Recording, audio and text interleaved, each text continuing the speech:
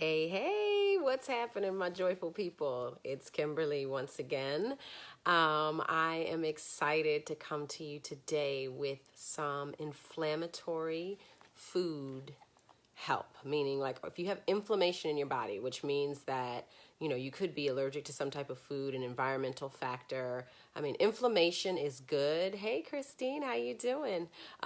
Inflammation is good when it comes to an acute issue, like all of a sudden, you've sprained your ankle and there's some inflammation around that joint tissue area that keeps things good. But when we have chronic inflammation in our body, that means that that's a signal that we have our histamines are kind of like reacting to something in our body. And we need to get those inflammatory factors down because inflammation is usually a sign of disease state coming.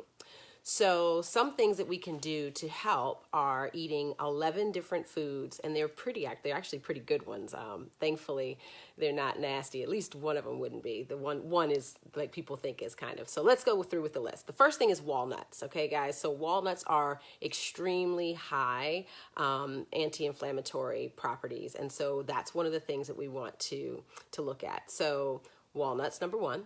Number two is turmeric. And you guys, I talk about turmeric, drinking golden milk and turmeric tea. And in my book, Share the Joy, 52 Weeks to Abundant Health, that is one of the practices. So getting turmeric, you can use it in turmeric pills. You can also have turmeric, like I said, golden milk, things like that. You can spice and use your food or season your food with it. Wonderful. Salmon, getting salmon cakes, salmon, regular things. Hey, Regina, so good to see you. All kinds of salmon in the diet would be great as far as helping with inflammation. The next one is pineapple. So that's a yummy one, especially in the summertime. It's very high in sugar, so some people might, if they have diabetes, need to watch out for eating too much pineapple. Then ginger. Ginger is great to drink, like ginger tea, different things like that. You can also season different dishes with ginger as well. Flaxseed is another great one. And taking flaxseed and actually grinding the seeds is going to be best, because if you just are eating the flax seeds, it's very hard to digest that and to actually get what you need out of it. So ground flaxseed meal is better than just having flax seeds. Chinese cabbage is really good, along with bok choy. So you guys know that that's a really great way of an inflammatory food. And sometimes even wrapping sandwiches, or not sandwiches, but wrapping like chicken or tuna or something in Chinese cabbage is really good. Chia seeds, so making those chia seed cups in the morning or for dessert, that kind of thing. It's a healthy way of bringing that in. So chia seeds is another great one. And broccoli. So you guys, steamed broccoli, roasted broccoli, all of that. Just don't kill the broccoli, all right? You know how people just boil it to death and it doesn't have any life? Keep some of that green stuff in there. Hey, Sherilyn, so good to see you. So broccoli is great. And then bone broth. All right, guys, so this is the one that I was telling you might be a little bit nasty.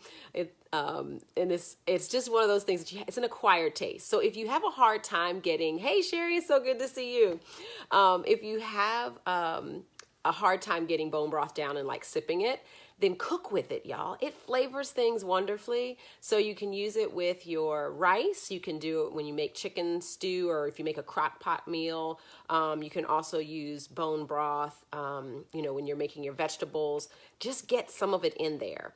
I've gotten to the place where I will sip bone broth, especially if I got digestive stuff going on. It really is healing. That collagen is amazing for the body. So know that if you're trying to repair your gut lining, there's a whole chapter in my book, Share the Joy, 52 Weeks to Abundant Health, on bone broth. Make sure that it's organic if you're not making it yourself. So that's one of the biggest things that I have there. And then finally, one of my favorites, especially in the summertime, is eating blueberries. And blueberries are extremely great in reducing inflammation in the body. So we're going to go back over this list one more time really fast for those who are here. So put some love in there. Yay, I'm glad, Sherry, I'm glad you have the copy of your book. Put some love or hearts or give me a thumbs up if these are foods that you put in your diet all the time. But if you, yes, you definitely need that. And Sherilyn, we should talk because I'm glad you found that out about your H. pylori, because that is huge for people in not even understanding why they're having underlying health issues. So you definitely want to get that bone broth in your system, trust me, and helping to rebuild, or even putting collagen in like coffee or tea.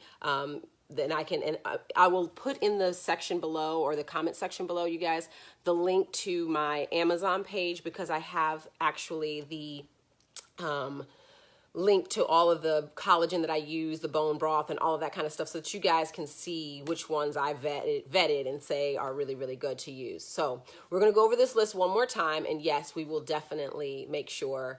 So you said you're a vegetarian. What collagen supplement? It's okay. Let me come back to you on that one, because with that, it's a lot harder to get collagen, but you can use things like seaweed and stuff like that. But I'll talk to you, Sherry, one off on that one. That's a great question. Some people who are even vegetarians, though, will use the collagen, even though they know that it's, beef collagen or whatever, because it doesn't have the same properties that the actual, like, having the meat of the beef is, because it's coming from the bone of the actual animal, and the marrow kind of thing. So you can kind of figure out what you want to do there. But there's nothing that replaces like bone broth and beef collagen and chicken collagen and things like that. But we'll have to talk one off on that one as well. All right, so let's go through this 11 list. Hey, so good to see you guys, okay? So let's go through this list one more time. Blueberries, for those who are just jumping on, bone broth, broccoli, chia seeds, Chinese cabbage, flax seeds, ginger, pineapple, salmon, turmeric, and walnuts. All right. Hey, Jubilee. So I want you guys to know those are the 11 things that you can eat. And like I said, most of them are things that we can easily get at the grocery store. That doesn't have an acquired taste. It's stuff we already love. So just start putting more of that into your diet. And remember that in my book, there's turmeric, and there's a whole chapter on bone broth as well. I mentioned chia seeds as well, but the chia seed cups, you can look on my Pinterest page and you can grab some amazing chia seed cup recipes as well. So you guys, share this out. Remember, share the joy means just hit the share button and tell people about it, because you never know who's suffering with inflammation and what they have going on in their bodies.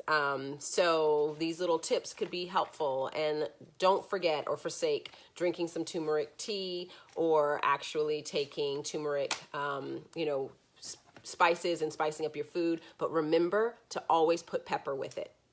It does nothing for the body if it doesn't have pepper in it.